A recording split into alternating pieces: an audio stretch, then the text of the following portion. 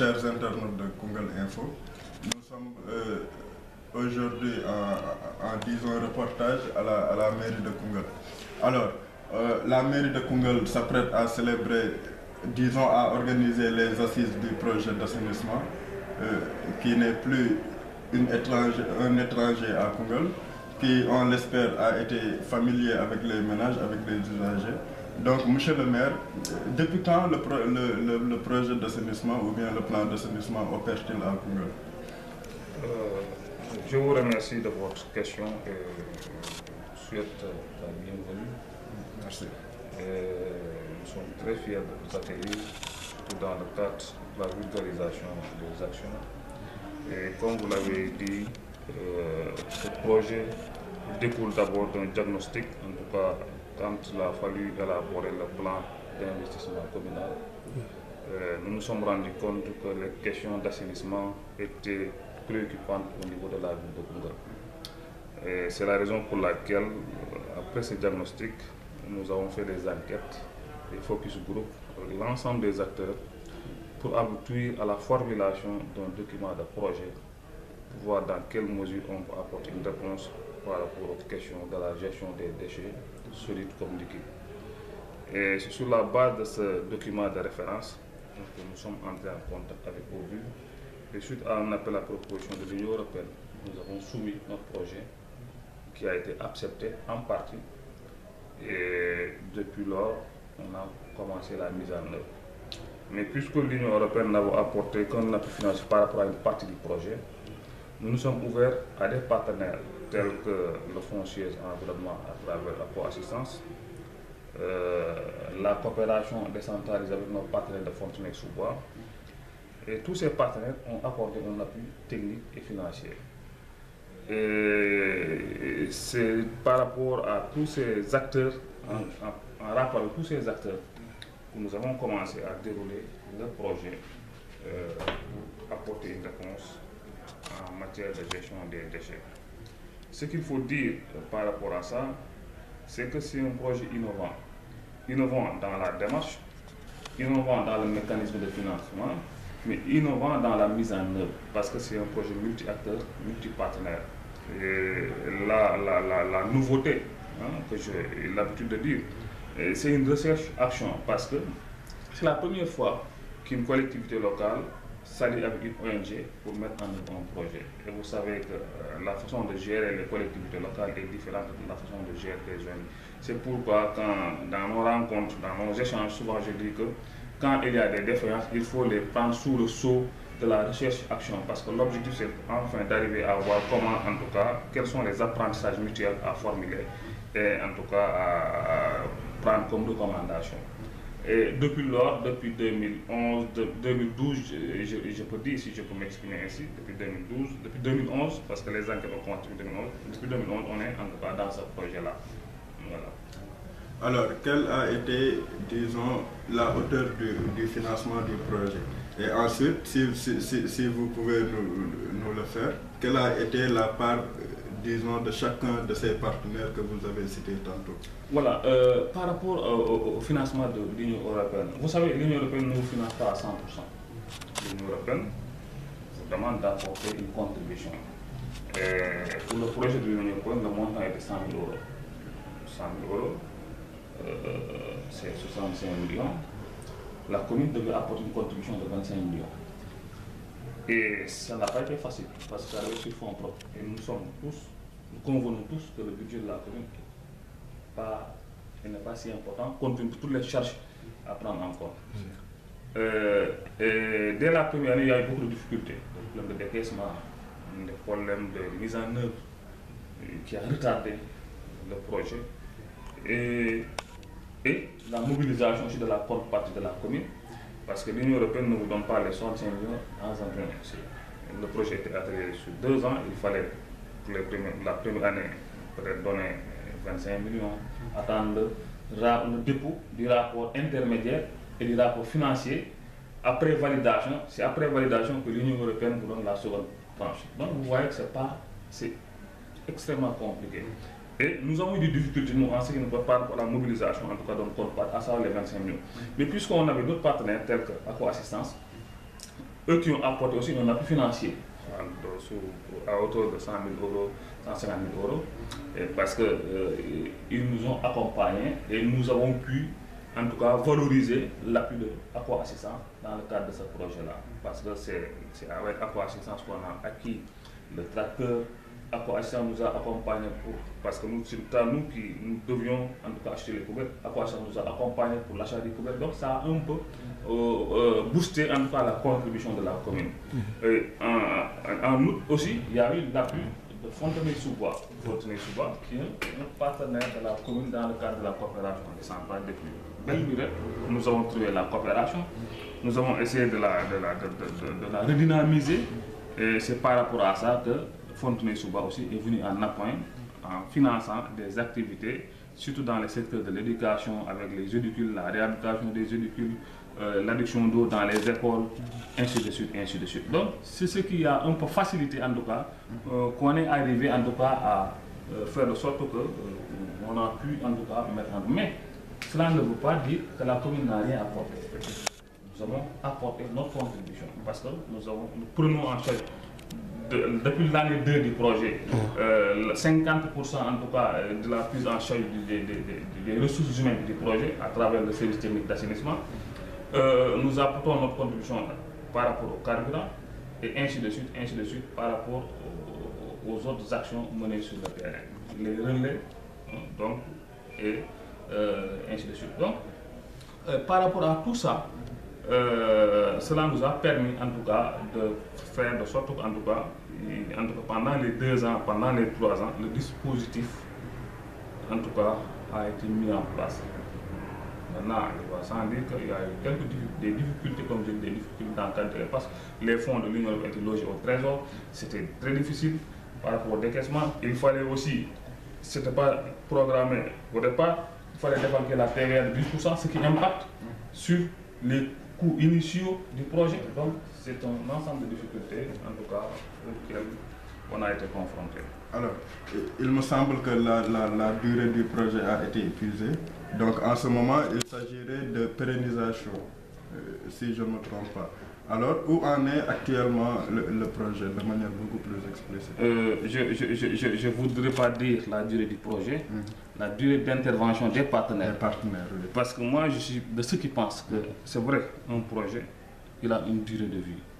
Mais dès l'instant qu'on élabore le projet, c'est à partir de ce moment qu'on doit penser à la pérennisation. Sinon, on force tout. C'est pourquoi, depuis le départ, nous, on a essayé de réfléchir sur les mécanismes de pérennisation. C'est vrai que la durée d'intervention des partenaires est presque arrivée à terme. Et c'est l'objet des prochaines assises qui vont se tenir les 23 et 24 mars.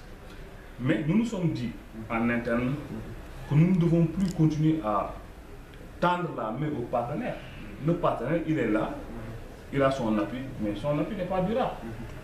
Nous devons réfléchir en tout cas in situ pour voir comment nous, en tant que collectivité locale, nous devons en tout cas développer des mécanismes de pérennisation. D'abord, dans le budget de 2016, nous avons essayé en tout cas en rapport avec les conseils municipaux, parce que c'est l'organe délibérant, nous les avons proposé en tout cas à prendre en charge certaines actions pour nous inscrire dans une dynamique de pérennisation. C'est par exemple développer un mécanisme de faire de sorte que le carburant soit assez important, c'est prendre en charge les relais pour qu'ils puissent continuer la mobilisation sociale et les visites à domicile dans les quartiers, c'est prendre en charge les salaires du personnel technique d'assainissement, c'est voir dans quelle mesure on peut encore accompagner, subventionner les latines familiales. Donc il y a autant de facteurs que nous avons essayé, nous, en tout cas, de prendre en charge dans le cadre. Maintenant, les assises nous permettront de faire un diagnostic sans comprendre, parce qu'il y a eu une évaluation externe menée par un consultant. Et il y a eu aussi une auto-évaluation, parce qu'il y a une différence entre une évaluation externe et une auto-évaluation. L'auto-évaluation, c'est entre les acteurs bénéficiaires du projet. Mais l'évaluation, c'est l'œil externe d'un expert qui vient sans pourtant demander, en tout cas aux acteurs, en tout cas sans pourtant les impliquer, mais sur la base des documents existants et des documents existants qui fait son évaluation et qui dépose son rapport. Donc, ces assises nous permettront d'abord de présenter en tout cas les objectifs de départ du projet, de voir l'état de mise en œuvre et d'avancement, de voir quelles ont été les difficultés, les défaillances, et est-ce que nous avons pu en tout cas atteindre nos indicateurs de départ, le cas par rapport au cadre logique élaboré, quelles sont les solutions qu'on peut apporter par rapport au problème, qu'est-ce que l'évaluation en tout cas a fait sortir, qu'est-ce que l'auto-évaluation a fait sortir. Toutes ces présentations en tout cas seront faites. Et on a aussi décidé d'inviter des autres acteurs qui ont bénéficié de ce même appel à proposition, des autres communes, telles que Ourossogui, Diawara, Bakel, Kidira, et d'autres partenaires, les services techniques, en tout cas nos amis de la coopération, les centralistes qui seront là, les amis de Fondonnerie, les amis d'Aqua Assistance, au vif, qui a assuré la partie technique, le suivi technique de ce projet-là, l'ARD, tous les acteurs, pour qu'on puisse voir en tout cas quel mécanisme de pérennisation nous devons mettre en place, du point de vue organisationnel, du point de vue financier, comme du point de vue technique. Et sur la base de cela, la grande recommandation permettra de voir maintenant qu'est-ce qu'il faut faire. Mais, comme je vous le dis au départ, parce que le document de projet était un document très vaste, nous voulons basculer dans la dernière partie du projet, qui était de faire de sorte qu'avec la gestion des déchets, le traitement, le tri et la valorisation, qu'on puisse arriver à faire du compost et les vendre, mais mettre en place un périmètre agroécologique qui nous permettra de faire du maraîchage et d'impacter sur la vie des populations pour créer des emplois. Parce que si nous arrivons à faire un périmètre agroécologique de 10 hectares ou bien de 20 hectares et que nous produisons du compost et qu'on puisse faire du maraîchage, ça va impacter sur l'employabilité des jeunes et des femmes. Et ce qu'on aura en termes de recettes nous permettra aussi de réutiliser ces fonds-là pour en tout cas équilibrer et gérer en tout cas tout le matériel qui a été fourni dans le cadre de ce projet. Parce qu'il y a énormément de matériel, c'est les tracteurs, c'est les charrettes, c'est les poubelles. Donc il faut vraiment les amortir et il faut trouver des moyens de les amortir. Alors, merci monsieur le maire. Essayons un peu de voir le projet sous l'œil du citoyen lambda ou bien des ménagers. Alors, quel impact pensez-vous ou bien quel jugement, selon vous, les ménages portent-ils sur le projet d'assainissement? Oui, je vous remercie par rapport à cette question. Vous savez, ce projet-là, comme je vous dis, c'est un projet multi-acteurs. Et c'est un projet qui a un ancrage communautaire. Parce que vous allez dans les quartiers, c'est les comités de salubrité qui ont été installés pour et par les communautés. On pourrait revenir sur ce mécanisme-là, le mécanisme de gestion. Voilà, c'est le mécanisme de gestion. Mais du point de vue des bénéficiaires, nous avons essayé de voir, en tout cas dès la mise en œuvre du projet, de faire de sorte que la finalité, que la finalité puisse impacter en tout cas le bénéficiaire direct, c'est-à-dire le ménage. Et par rapport au ménage, nous avons doté des poubelles au ménage. On les a subventionnés. Le poubelle a été doté contre une contrepartie de 1000 francs. Le reste, c'est une subvention du projet. Un dispositif est mis en place pour ramasser les ordures à travers les charretiers. Et par rapport à ce dispositif, je pense que si vous faites un reportage sur le terrain, il sera beaucoup plus judicieux d'avoir d'autres appréciations. Je ne veux pas, en tout cas, moi, faire des appréciations, en tout cas, par rapport à leur place. Mais vous faites un reportage sur le terrain, vous leur demandez, en tout cas, ils vous diront, en tout cas, ce qu'ils pensent. Mais déjà, je sais qu'en tout cas, il y a un engouement. Et maintenant, c'est sûr qu'il y a des améliorations à faire, parce que nous recevons chaque fois des avis par rapport à certains. Souvent, c'est par rapport au retard du ramassage, souvent, c'est par rapport à quelques difficultés, à des contraintes. Donc, c'est ça. L'autre élément, c'est que la difficulté, c'est les dépôts relais. Parce que nous savons que nous avons initié des dépôts relais qui, comme son nom l'indique, qui sont des relais avant d'être acheminés au niveau des décharges. Et ces dépôts posent énormément de problèmes. Et ça impacte sur l'environnement des populations. Je pense que ça aussi, c'est les appréciations que nous recevons de la part des populations. Vous savez, moi, je suis quelqu'un qui n'essaie pas de camoufler les choses.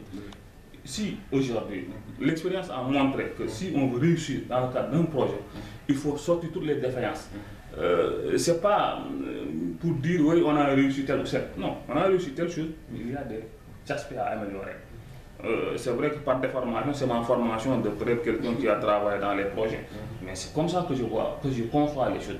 Et ces difficultés-là, nous devons les régler en rapport avec les populations. Parce que la gestion des déchets, encore une fois, elle est complexe.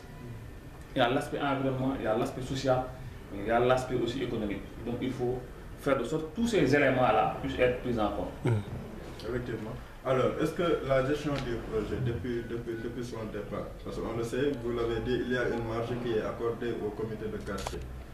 Alors, est-ce que la gestion du projet, selon vous, répond maintenant aux exigences de transparence et de bonne gestion? Par rapport à ça, ce que je voudrais dire, je vous ai dit tantôt qu'avec l'Union européenne, je pense que s'il y a un partenaire qui est extrêmement urgent en matière de gestion et de transparence, c'est l'Union européenne. Je vous ai dit que l'Union européenne vous donne peut-être 20% ou 30% au départ. Vous mettez en œuvre, vous justifiez, vous envoyez le rapport technique et le rapport financier, il vérifie avant de valider. Et c'est après validation qu'ils envoient la deuxième tranche. D'autres éléments, tous les fonds ont été gérés au niveau du trésor. Donc ça veut dire qu'aujourd'hui, on ne peut rien faire. Maintenant, ce qu'il faut dire, c'est comment, parce que cela a même impacté sur la mise en œuvre du projet. Parce qu'il y a des activités qu'on devait faire en 2013, début 2013, on l'a presque fait en février ou non, en septembre ou en novembre 2013. Donc ça a beaucoup impacté parce que par rapport aux difficultés de décaissement, par rapport à l'orthodoxie financière, ce n'était pas évident de faire rapidement en tout cas les actes de mise en œuvre. Ça aurait été un autre moyen, je pense qu'on aurait pu dû quand même faire rapidement les actions et peut-être évaluer et clôturer la preuve. Donc ça, mais par rapport à cette question, en matière de gestion, en matière de transparence et de bonne gestion, je crois quand même que tel a été le cas. Et aujourd'hui, il est évident que si aujourd'hui nous ne répondions pas à ces critères-là, c'est sûr que nous serions blâmés par l'Union européenne. Parce que, je vous dis, même après la fin du projet, 1 mois ou 5 mois ou 1 an après, l'Union européenne a la latitude de pouvoir venir auditer pour voir est-ce que réellement on a respecté. Que ce soit par rapport aux procédures de marché public, par rapport en tout cas par rapport au système financier sénégalais, tous les critères sont respectés et sont exigibles par rapport à ce projet. De la même manière que les fonds financés par les partenaires. Les fonds financés par les partenaires n'ont pas été gérés par la commune. Parce que ce soit Accor Assistance, que ce soit Fontenay, ils ont préféré faire passer leurs fonds par le canal d'eau vive international. Et c'est eau vive qui gère en rapport avec la commune. S'il y a des activités à mener, on prend toutes les garanties possibles et on applique les principes, en tout cas de gestion du Sénégal. Parce que ces interventions-là, ces moyens sont, en tout cas, ces actions sont financées par rapport à ce qui se fait au Sénégal. Donc, ça veut dire que sur ce point-là, maintenant, il est évident qu'il peut y avoir des difficultés ou bien d'autres problèmes, mais je pense que ce qu'il faut toujours dire, c'est d'encadrer encore davantage, de faire de sorte que vraiment qu'on puisse en tout cas exiger le mieux possible. Alors, revenons-en au programme du 23 et 24 mars. 22 et 23 mars, les assises donc du projet. Alors, quel sera le programme de ces 2 jours? D'abord, je voudrais inviter l'ensemble des acteurs, en tout cas, à s'approprier cet événement-là, ces assises sur l'assainissement de Koungheul. C'est la première édition, mais je crois savoir que c'est une première fois au Sénégal qu'une commune organise des assises sur l'assainissement. Je crois savoir. Ça, c'est le premier aspect. Le deuxième aspect, ces assises interviennent dans un contexte extrêmement important, dans un contexte de mise en œuvre de l'acte 3 de la décentralisation et de territorialisation des politiques publiques, et ainsi de suite.